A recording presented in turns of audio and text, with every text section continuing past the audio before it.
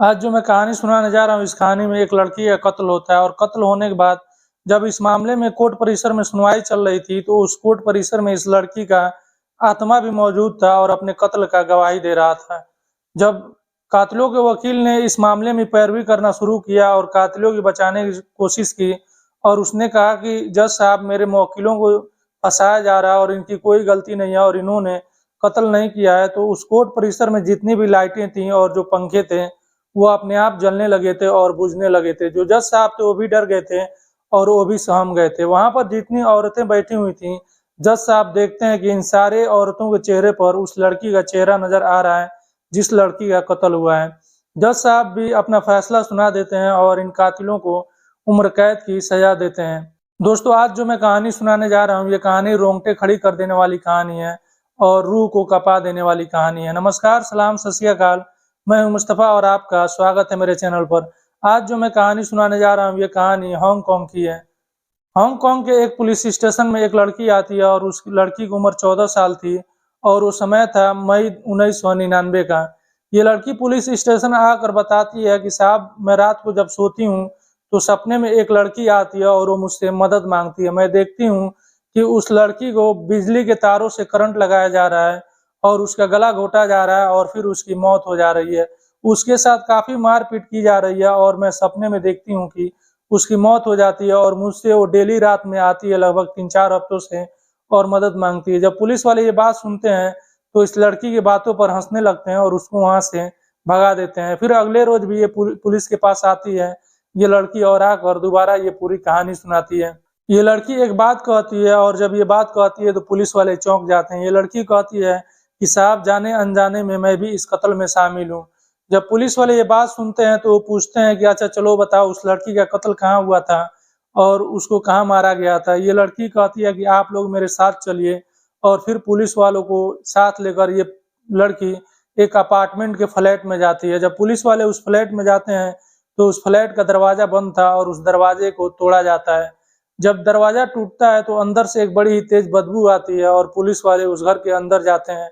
इस घर के अंदर जाते हैं तो देखते हैं कि यहाँ पर जो चद्दर है, जो टॉवेल हैं, जो पर्दे हैं, उन सब पर गुड़िया का फोटो बना हुआ है और यहाँ पर छोटी-छोटी बहुत सारी गुड़िया हैं। पुलिस वालों की नज़र एक गुड़िया पर पड़ती है जो बहुत ही बड़ी थी और बिल्कुल जलपरी जैसी थी दिखने में, और पुलिस वाले उस गुड़िया के पास जाते हैं और उसे उठाते हैं तो काफ़ी भारी था। पुलिस वाले उस गुड़िया की सिलाई को तोड़ते हैं तो उसके अंदर से एक इंसानी सर निकलता है और ऐसा लग रहा था कि उस सर को पकाया गया है, उबाला गया है और फिर इस गुड़िया के अंदर डाल दिया गया है। पुलिस वाले इस सर को पोस्टमार्टम के लिए भेज देते हैं और इस मामले में तफ्तीश और छानबीन आगे बढ़ाते हैं। छानबीन में जो पूरी कहानी निकल कर सामने आई थी कुछ यूं थी। हांगकांग के एक साधारण परिवार में एक लड़की पैदा होती है और उसका नाम फैन मैन रखा जाता है। जो इसके माता पिता थे, फैन मैन को बचपन में ही अपने घर से निकाल देते हैं और फिर ये लड़की चाइल्ड होम में जाकर रहने लगती है। वहां जाती है और वहां रहती है और कुछ दिनों बाद जब ये बड़ी हो जाती है तो चाइल्ड होम से भी फैन मैन को निकाल दिया जाता है और अब बाहर आ जाती है और बाहर ये रहने लगती है। फैन मैन की दोस्ती कुछ बुरे लोगों से हो जाती है और अब ये नशा भी करने लगती है, ड्रग लेने लगती है, लेकिन इसके पास पैसे नहीं हो पा रहे थे कि ये नशा करे। अब ये नशा की आदी हो चुकी थी और बिना नशा का ये रह नहीं पाती थी। तो इसने जिस्म फरोशी के धंधे में उतर गई और उससे जो पैसा आते वो नशा करती, ड्रग्स खरीदती, लेकिन उनमें भी पैसे कम पड़ने लगे थे तो ये एक नाइट क्लब में नौकरी ज्वाइन कर ली और वहां से जो पैसे आते उन पैसों से ये ड्रग्स खरीदती और नशा करती। वहीं नाइट क्लब में इसकी एक मुलाकात एक व्यक्ति से हुई जिसका नाम चैन मैन था और उसकी उम्र 35 साल थी और जो फैन मैन थी ये भी अब 23 साल की हो चुकी थी। जो चैन मैन था वो ड्रग डीलर था, ड्रग बेचा करता था और उससे फैन मैन की अच्छी दोस्ती हो गई और फिर एक रोज फैन मैन चैन मैन के घर गई हुई थी। ये दोनों आपस में बैठकर बातें कर रहे थे। तभी चैन मैन वहां से उठता है और एक दूसरे कमरे में किसी काम की वजह से वो चला जाता है। फैन मैन वहीं बैठी होती है, तभी उसकी नजर एक पर्स पर पड़ती है जो चैन मैन का वो पर्स था।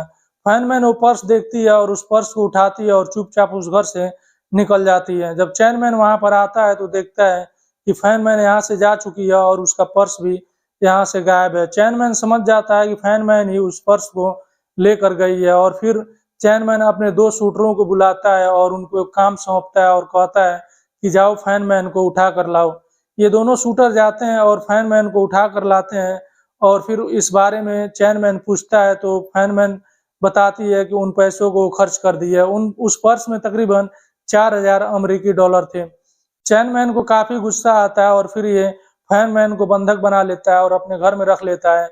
अब कस्टमर बुलाने लगता है और इससे जिस्म फरोशी का धंधा करवाने लगता है। जो पैसा आते उससे वो पैसा खुद चेयरमैन रख लेता है। धीरे-धीरे समय बीतता है और अब ये खुद इसके साथ फायरमैन के साथ रेप करने लगता है और ये अपने दोस्तों को भी बुलाता है और वो लोग भी फायरमैन के साथ रेप करते। तकरीबन डेली 50 लोग 100 लोग आते हैं और फायरमैन के साथ रेप करते। फायरमैन की हालत बिल्कुल खराब हो गई थी, उसे खाना भी नहीं दिया जा रहा था।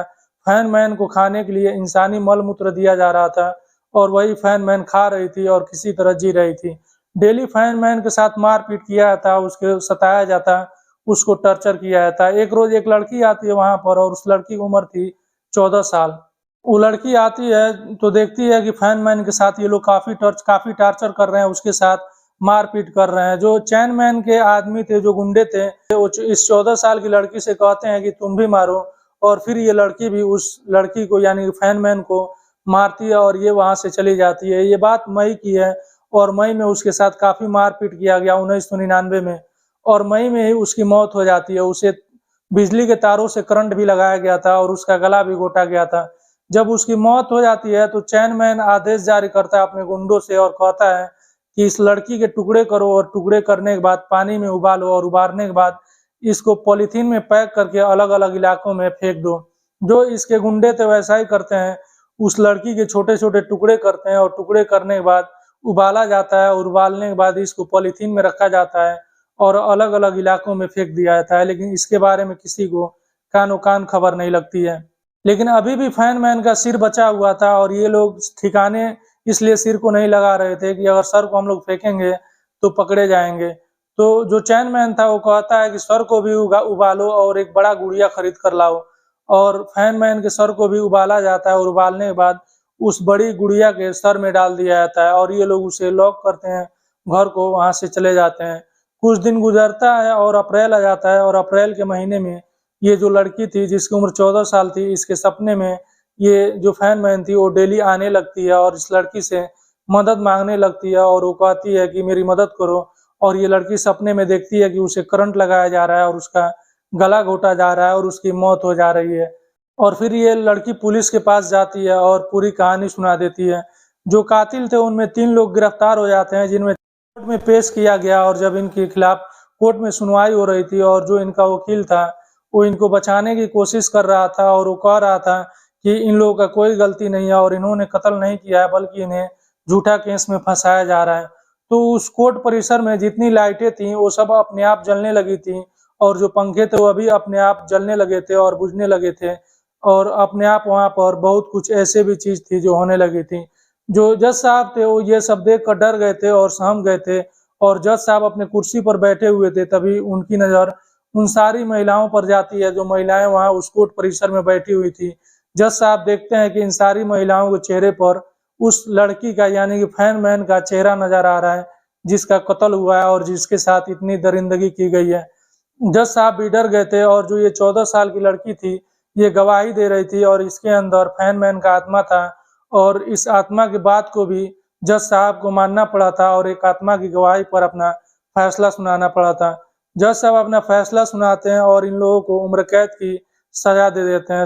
शायद दुनिया में ये एक ऐसी घटना होगी जिसमें किसी आत्मा का गवाही माना गया हो और किसी भूत ने कोर्ट परिसर में भी अपने कातिलों के खिलाफ सजा सुना हो और उस कोर्ट परिसर में वो भूत के खिलाफ जब जो वकील साहब थे वो बोल रहे थे और इन कातिलों को बचाने की कोशिश कर रहे थे तो उस कोर्ट परिसर में जो लाइटें थी वो अपने आप जलने और बुझने लगी थी और जज साहब भी उस समय डर गए थे। दोस्तों ये कहानी आपको कैसी लगी कमेंट बॉक्स में ज़रूर बताइएगा और आपसे रिक्वेस्ट है कि मेरी वीडियो लाइक कीजिए और चैनल को सब्सक्राइब करना मत भूलिएगा।